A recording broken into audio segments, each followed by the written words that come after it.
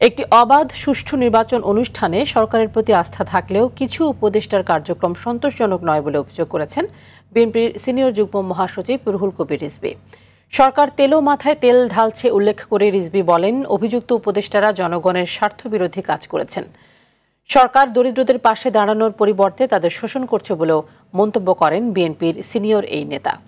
দুপুরে জাতীয় প্রেস ক্লাবের সামনে সম্মিলিত নন এমপিও ঐক্য পরিষদ আয়োজিত সমাবেশে তিনি এসব কথা বলেন।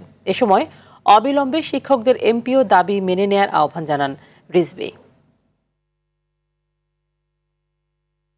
জনগণের প্রত্যাশা, আন্দোলনকারীদের প্রত্যাশা, গণতন্ত্রকামী মানুষের প্রত্যাশায় অন্তর্বর্তী সরকার, অথচ সেই সরকারের কাছ থেকেও আজকে নিপীড়িত নির্যাতিত এই শিক্ষিত শিক্ষকরা আজকে অনাহারে অর্থাহারে ক্লিষ্ট জীবন যাপন করছে।